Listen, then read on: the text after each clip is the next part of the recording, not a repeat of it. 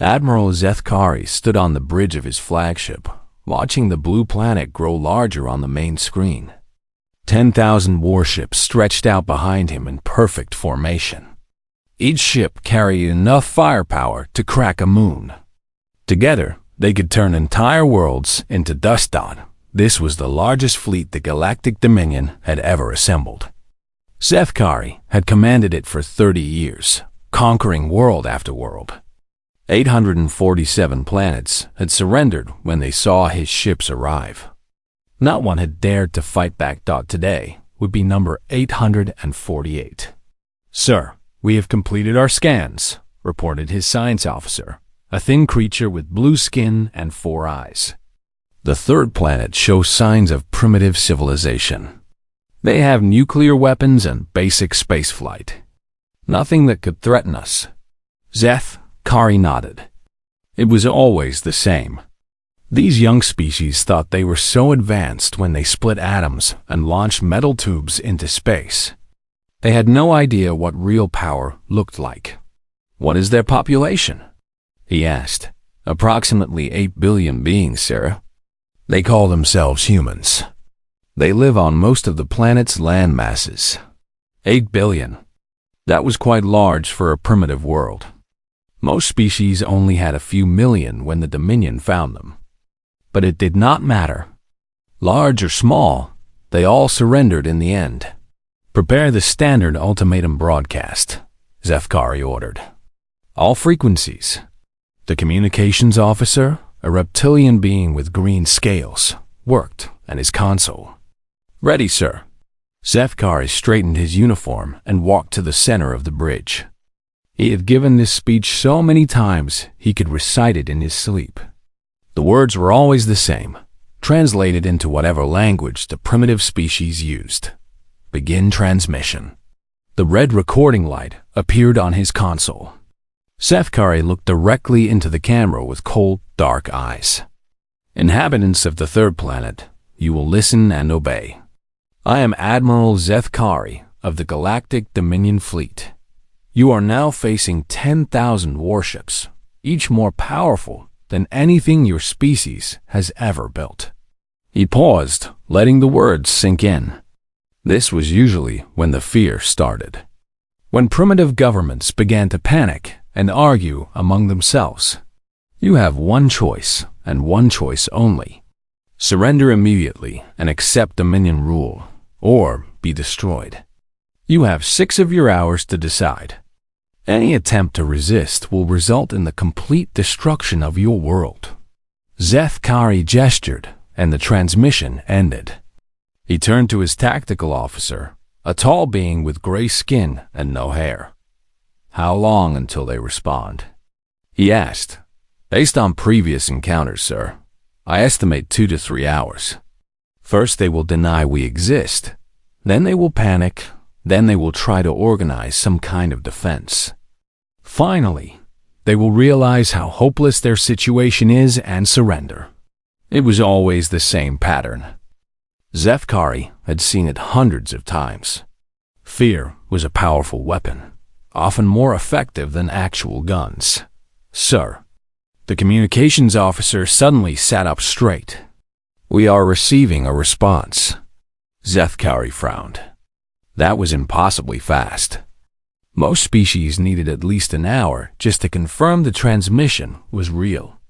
"Put it on speakers," he commanded. The bridge filled with sound. But it was not the fearful pleading or desperate threats Zethkari expected. It was laughter.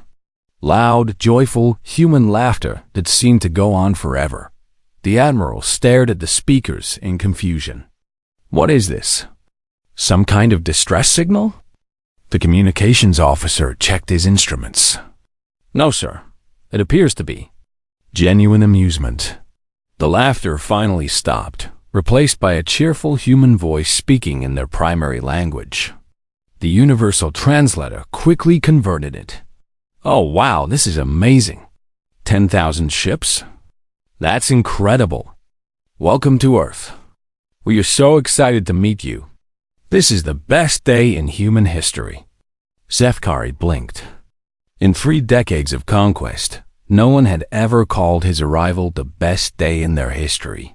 Sir, the communications officer continued, we are receiving hundreds of additional transmissions from the planet's surface. They seem to be invitations. Invitations? Yes, sir. They are inviting us to what they call parties. They want to celebrate our arrival. They are asking if we need anything, if we are hungry, if we want to see their museums.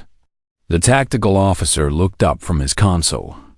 Sir, I am detecting multiple launches from the planet's surface. Small craft are heading in our direction. Zefkari felt a chill run down his spine. Were they attacking? But his sensors showed no weapons. What are they carrying? He demanded. According to our scans, sir, food, music, something they call gifts, and more of those invitation messages. The science officer spoke up.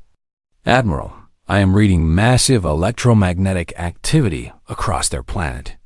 Their global communication network is extremely active. They appear to be celebrating. Zefkari walked to the main screen and stared at the blue world below.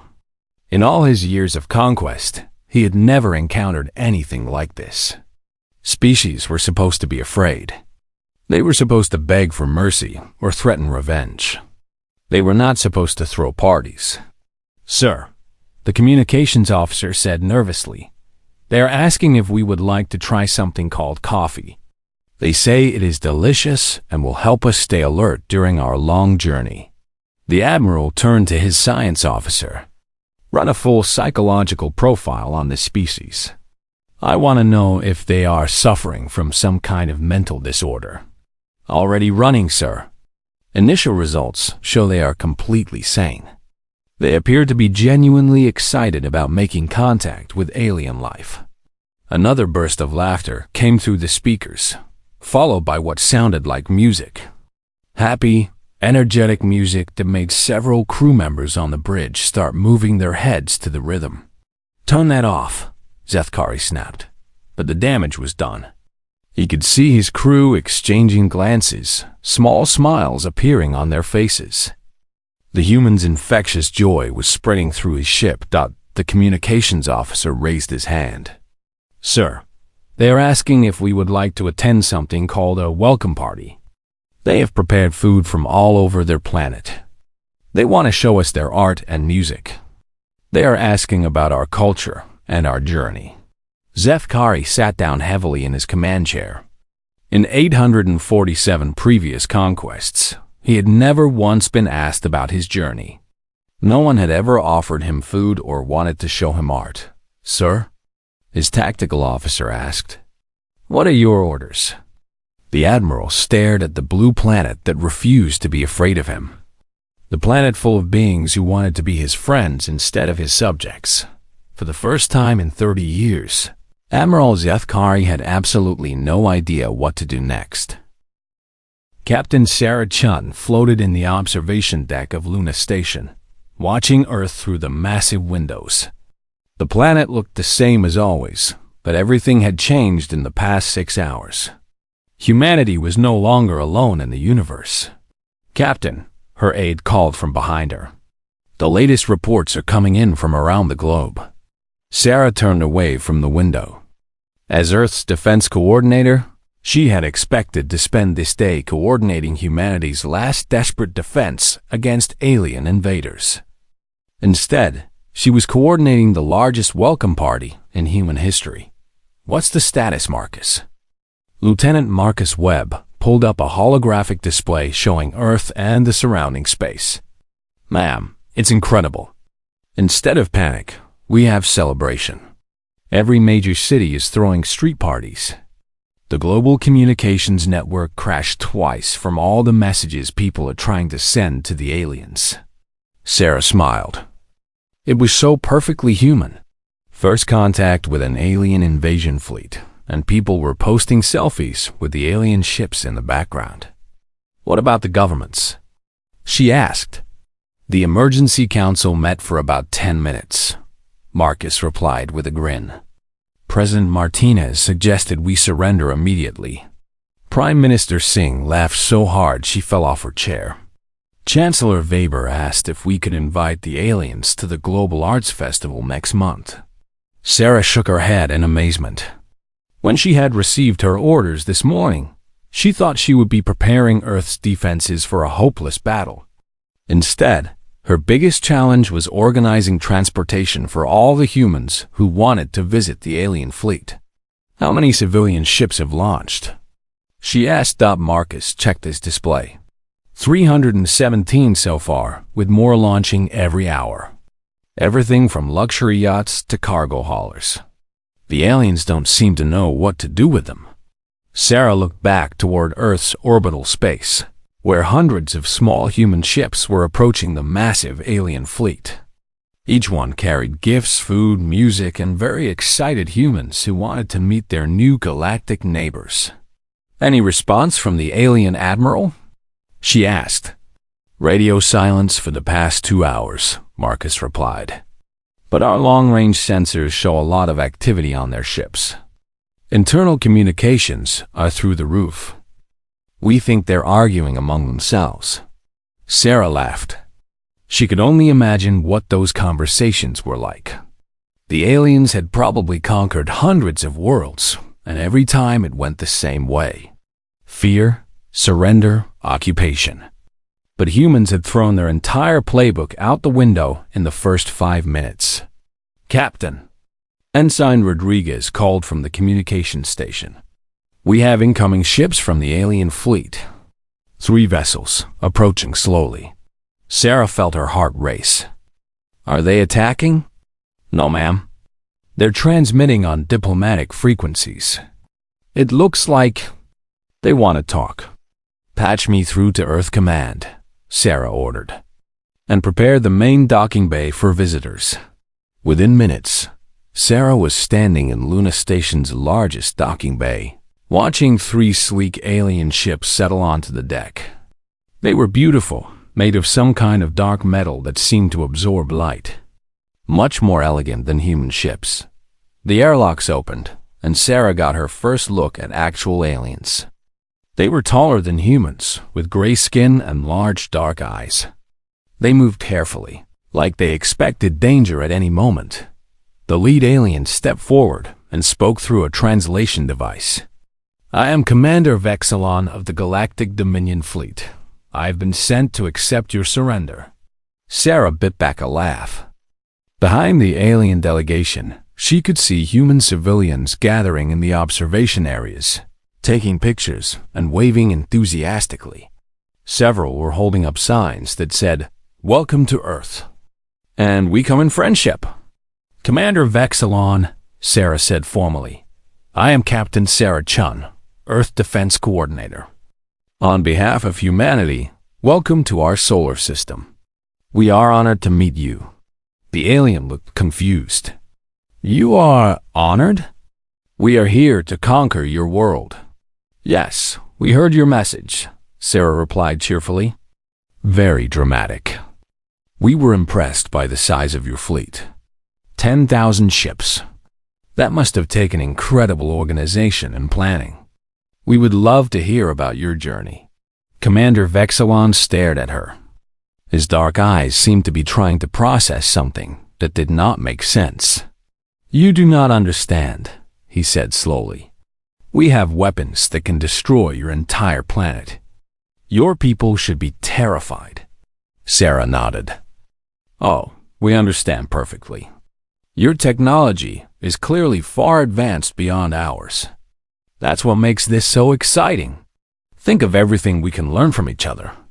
Do you have art? Music? What about food? We brought some samples. She gestured to a table that had been set up nearby, covered with dishes from around the world. Pizza, sushi, tacos, curry, chocolate cake. And dozens of other foods. The alien delegation stood frozen, staring at the food table like it might explode. Captain Chun, Commander Vexilon said carefully, I do not think you understand the situation. The Galactic Dominion has conquered 847 worlds. We have never been defeated. We are not here for cultural exchange. 847. Sarah exclaimed. That's amazing. You must have so many stories. What were they like? Did you make friends with any of them? We would love to meet them too. Behind her, the human observers were murmuring excitedly among themselves. Someone called out, "Ask them if they play sports." Another voice added, "Do they have movies?" Commander Vexilon looked around the docking bay at all the smiling human faces. His own expression showed complete bewilderment. "We do not make friends," he said quietly. "We conquer." "That sounds lonely," Sarah replied with genuine sympathy. "But you don't have to be conquerors anymore. You could be explorers, teachers, friends. Think about it. 10,000 ships full of beings from across the galaxy, working together to explore and learn and create instead of destroy." The alien commander was quiet for a long moment. Finally, he spoke again, his voice uncertain. "Your species is not afraid of death?" Sarah considered the question seriously. "Of course we are. But we're more afraid of missing this opportunity. You represent contact with an entire galaxy full of life and intelligence and wonder. How could we waste that on fear when we could spend it on friendship?" Behind the alien delegation, Sarah could see their escort guards exchanging glances.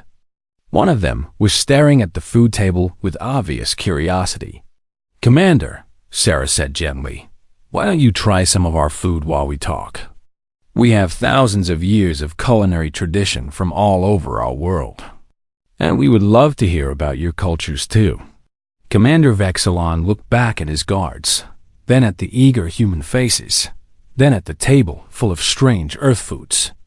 For the first time since arriving, he seemed to relax slightly. "Perhaps," he said slowly, "we could try a small sample." As the alien delegation cautiously approached the food table, Sarah smiled. Around the galaxy, 847 worlds had surrendered in fear. But Earth was going to win this war with kindness, curiosity, and really good food. The invasion was about to become the best diplomatic dinner party in galactic history. Dr. Kekstar had studied the behavior of conquered species for over 60 years. He had written the standard manual on post-invasion psychology.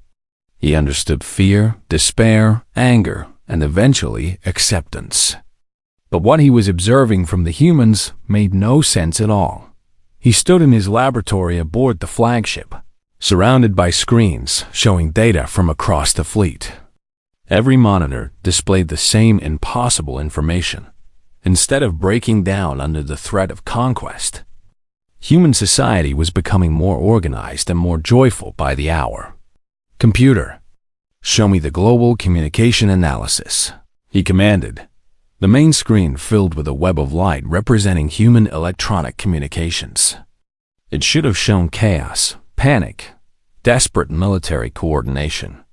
Instead, it showed something Dr. Kekstar had never seen before, a species coming together in celebration. "Analysis complete," the computer announced. Human communications show 93% positive emotional content. Primary themes include excitement, curiosity, welcome, and gift-giving. Military communications represent only 2% of total traffic. Dr. Kekstar sat down heavily. In every previous conquest, military communications dominated everything. Governments fell apart. People fled their cities. Fear controlled every decision.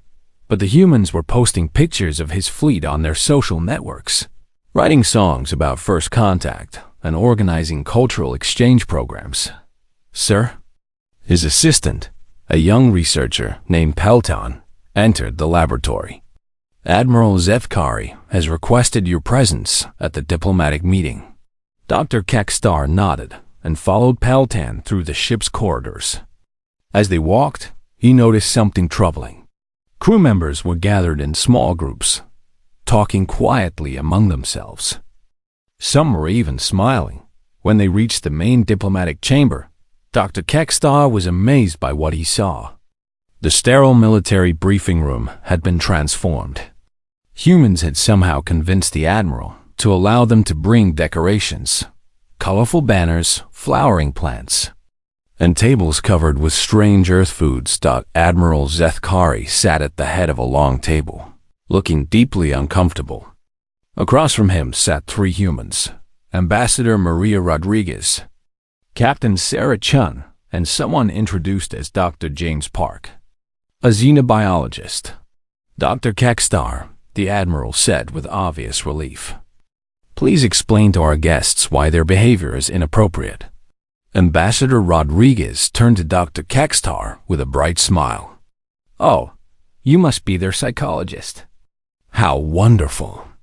We brought you something special. She reached into a bag and pulled out what appeared to be a small rectangular device. This contains the complete works of human psychology and sociology. Thousands of years of research into behavior, emotion, and social organization. We thought you might find it interesting. Dr. Kekstar accepted the device carefully. You are giving this to me freely? Of course, Dr. Rodriguez replied. Knowledge should be shared. We're hoping you'll share some of your research with us too. We're fascinated by galactic psychology. The admiral leaned forward. Dr. Kekstar, please explain to them that they are prisoners of war. Dr. Park, the human xenobiologist, laughed. Prisoners? But we came here voluntarily. We wanted to meet you. You came here, Admiral Zethkari said slowly, because we threatened to destroy your world. Well, yes, Captain Chen admitted, but that's not why we came. We came because this is the most amazing thing that has ever happened to humanity. First contact with an advanced galactic civilization. Do you have any idea how long we've wondered if we were alone? Dr. Kekstar studied the three humans carefully. Their body language showed no signs of fear or deception. They were genuinely excited to be here. I do not understand, he admitted. Your species should be terrified. Ambassador Rodriguez looked thoughtful. Can I ask you something, Dr. Kekstar? In all your studies of conquered species, did any of them ever try to be friends with their conquerors? Friends? The concept was so alien that Dr. Kekstar had to process it for a moment. No, never. Conquered species become subjects. They obey. They work. They serve. That sounds terrible, Dr. Park said with genuine sadness. No wonder your people seem so unhappy. Admiral Zethkari stood up abruptly. We are not unhappy. We are conquerors. We rule 847 worlds. But do you enjoy it? Captain Chun asked gently. The question hung in the air like a physical thing. Dr. Kekstar realized that in all his years of service, no one had ever asked him if he enjoyed his work. The conquest of worlds was duty, necessity, survival. But enjoyment? That is not relevant, the Admiral said. But his voice was uncertain. Ambassador Rodriguez opened another bag and pulled out a small device. This is a music player. It contains samples of music from every human culture. Would you like to listen? Before anyone could object, soft music began filling the chamber. It was unlike anything Dr. Kekstar had ever heard. Complex but accessible, emotional but not overwhelming. Beautiful. He noticed several crew members in the corridor outside had stopped to listen. Their faces showed something he rarely saw on Dominion ships: peace. Music is how we express feelings, Dr. Park explained. This particular song is about hope for the future, about the possibility of friendship between different peoples. We do not have music, Dr. Kekstar found himself saying. The three humans stared at him in shock. No music at all? Ambassador Rodriguez asked.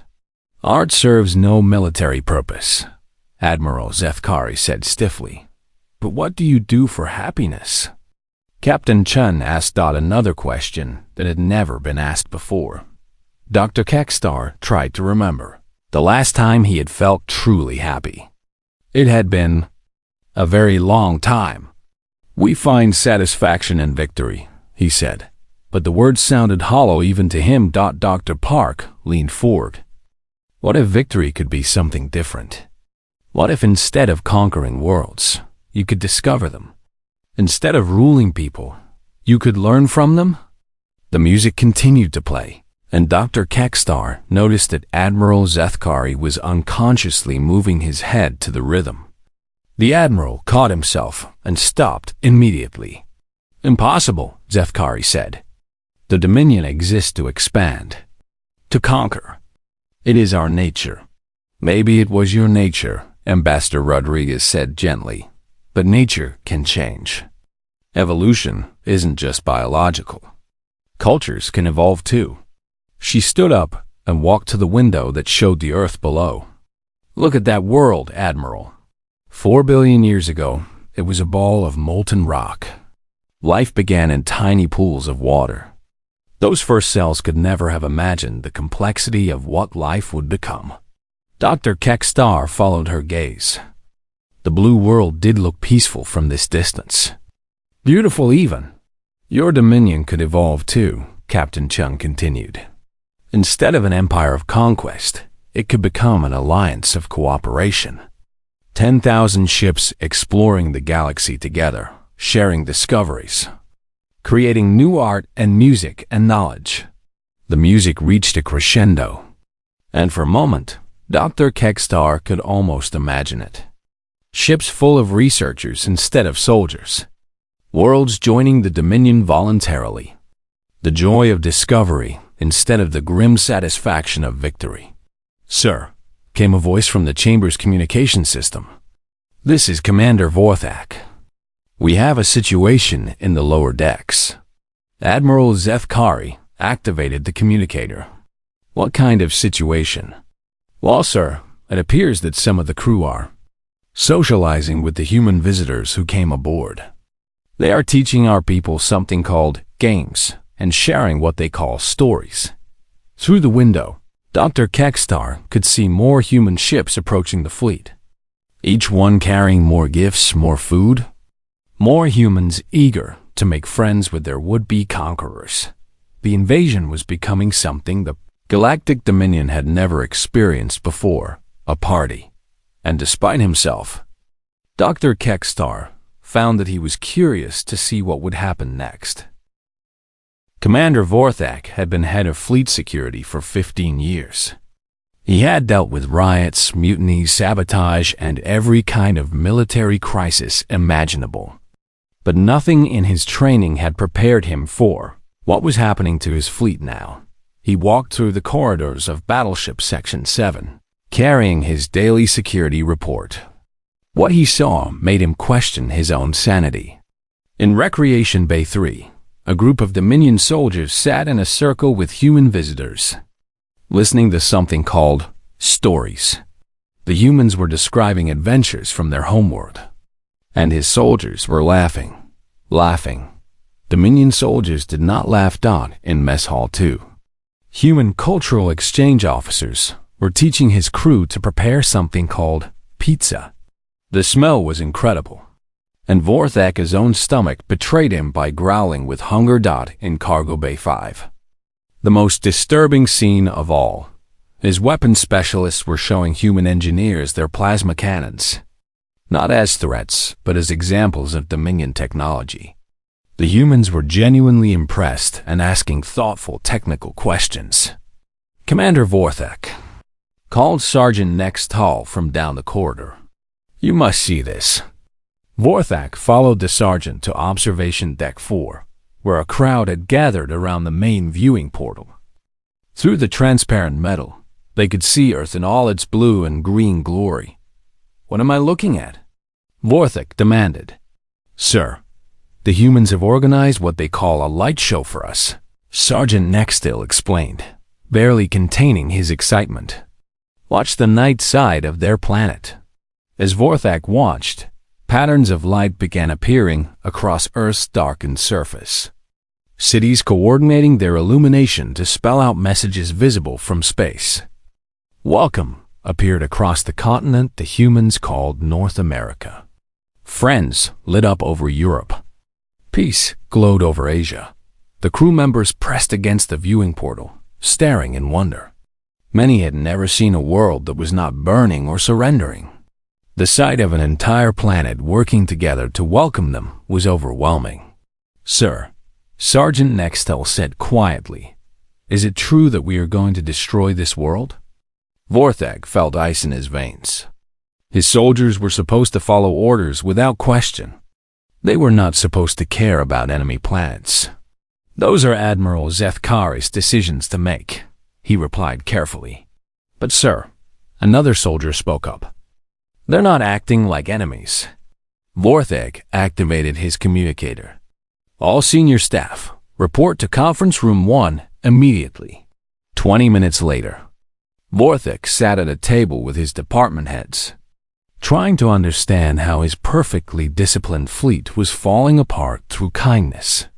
"Report," he ordered. Lieutenant Commander Tekalon, head of communications, spoke first. "Sir, we have received over 50,000 personal messages from humans. They are asking about our families, our homeworlds, our culture. Many are offering to host our crew members for something called dinner parties. How many of our crew have responded?" "Approximately 30%, sir. They seem to enjoy the conversations." Vorthak rubbed his temples. Chief Medical Officer Wexmar, report. The ship's doctor, a tall being with green skin, looked uncomfortable. "Commander, I have 17 cases of what the humans call homesickness, but in reverse. Our crew members don't want to return to Dominion space. They want to stay here and learn more about human culture."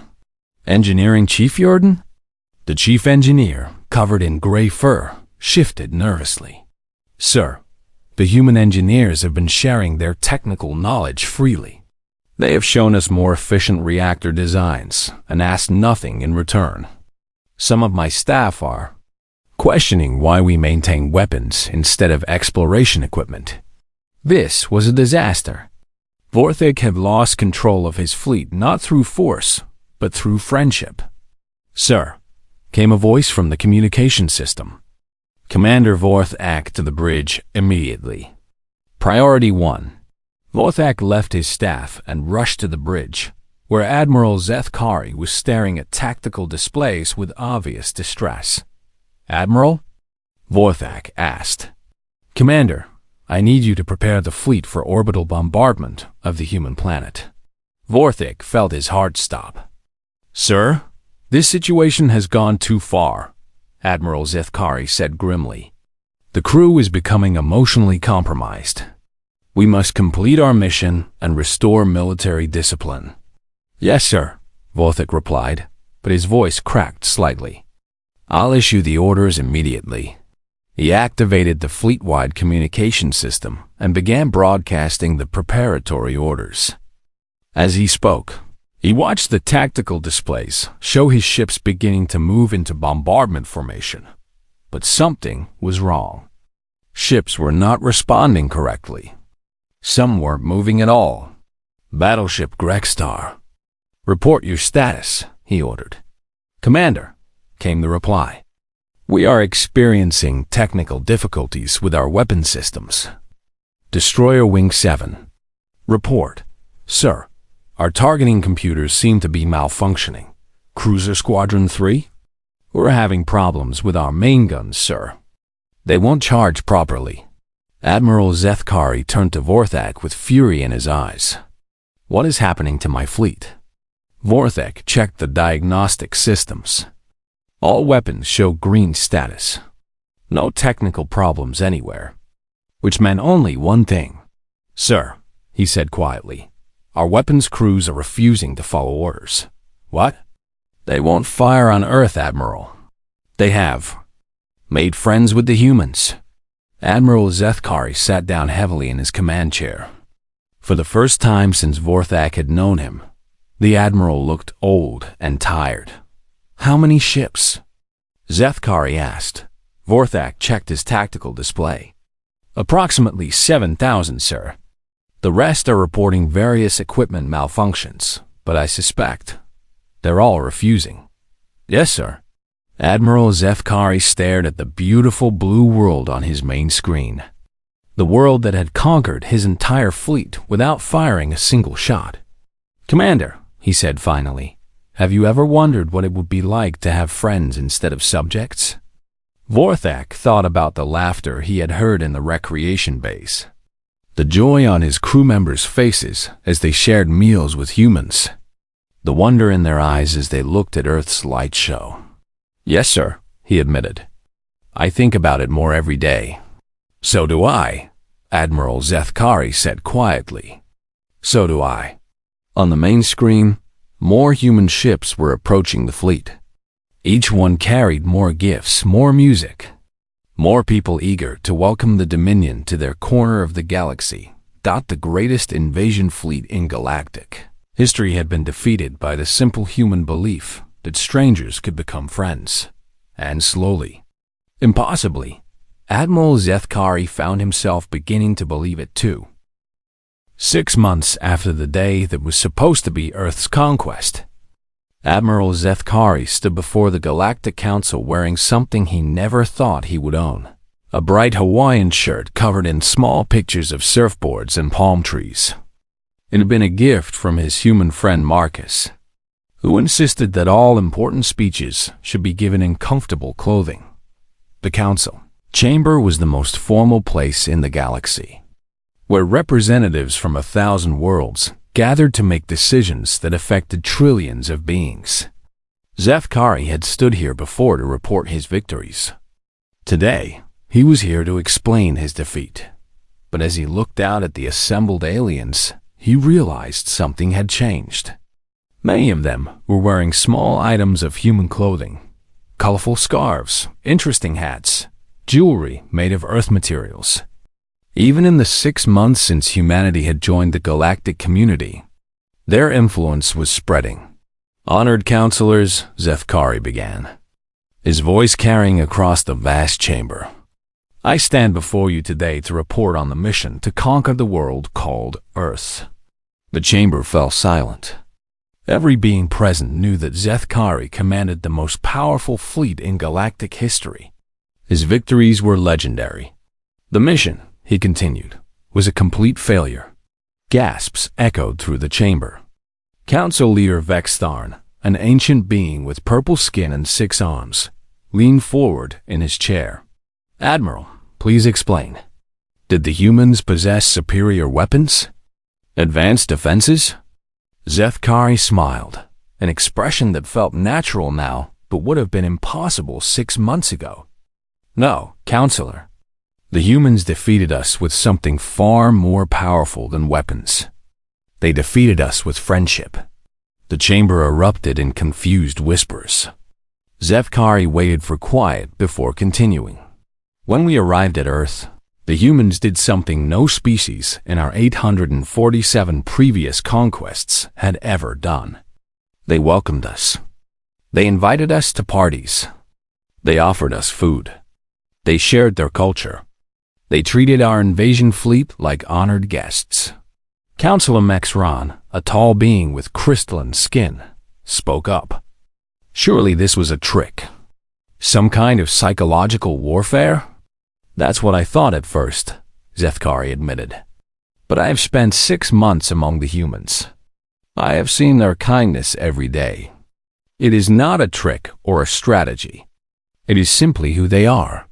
He gestured toward the viewing wall, which showed a live image of Earth. The blue planet was now surrounded by ships from dozens of worlds, all there voluntarily to participate in what humans called cultural exchange programs. "The humans have taught us something revolutionary," Zefkari continued. "They have shown us that cooperation is more powerful than conquest. That friendship creates stronger bonds than fear. That diversity makes us stronger, not weaker." Another counselor stood up. "Admiral, what are you suggesting? That we abandon the Dominion system entirely?" "I am suggesting," Zefkari said firmly, "that we transform it. The humans have proven that there is another way. Instead of conquering worlds, we can invite them to join us. Instead of ruling through fear, we can lead through inspiration. He activated a holographic display showing various Dominion worlds.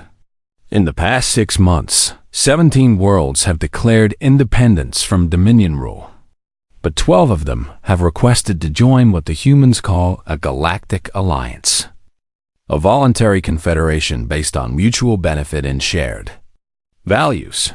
The chamber buzzed with activity as counselors discussed this development among themselves. The humans have also introduced us to concepts we never considered before. Zethkari continued. Art for its own sake, not just propaganda. Music that brings joy instead of intimidation. Sports that build friendship between competitors. Literature that explores ideas and emotions. He paused, thinking of the changes in his own fleet. His ships were now filled with laboratories instead of just weapons. His crew members had become explorers, teachers, and artists alongside their military duties. Morale was higher than it had ever been. Most importantly, he said, the humans have taught us to laugh. And then Admiral Zethkari did something that had never happened in the council chamber's 1,000-year history. He laughed. A deep, joyful sound that filled the formal space. Several counselors gasped, but others found themselves smiling. The sound was infectious, spreading through the chamber like a gentle wave. Laughter, Zethkari explained, is what humans do when they find joy in unexpected places. When they discover that something they feared is actually wonderful. When they realize that the universe is far more beautiful and interesting than they ever imagined. Council leader Vextharn stood slowly. Admiral, you are asking us to fundamentally change the nature of galactic civilization. Yes, Zethkari replied without hesitation. Because the humans have shown us that our old ways were not just cruel, they were inefficient. Think of all the art, music, literature, and scientific discoveries we destroyed when we conquered those 847 worlds. Think of all the friends we could have made instead of subjects we dominated. He activated another display, showing the incredible technological and cultural advances that had emerged from human-alien cooperation in just 6 months. Working together, we have made more scientific breakthroughs than the Dominion had achieved in the previous decade. Human creativity combined with our advanced technology has produced amazing results. And every day, both our species learn something new from each other. A young counselor from the Outer Rim system stood up. Admiral, what about military security? How do we defend against hostile forces? Zethkari smiled. Counselor, have you ever tried to attack someone while their friends are standing beside them? The humans have created something more powerful than any weapon, an alliance based on genuine affection. Their friends will fight to protect them, not because they fear punishment, but because they care. The chamber fell quiet as the counselors considered his words. Finally, Council Leader Vextharn spoke. Admiral Zethkari, you are recommending that we dissolve the Dominion and create this Galactic Alliance? I am recommending that we give freedom a chance, Zethkari replied. The humans have shown us that the universe is big enough for everyone to prosper, that there are enough resources and discoveries for all of us to share, that the joy of making friends is greater than the satisfaction of making conquest. He looked around the chamber at hundreds of alien faces from dozens of different worlds. For the first time, he saw them not as potential enemies or subjects, but as potential friends. The choice is ours, he continued. We can continue the old ways of fear and conquest, or we can try the human way of hope and cooperation.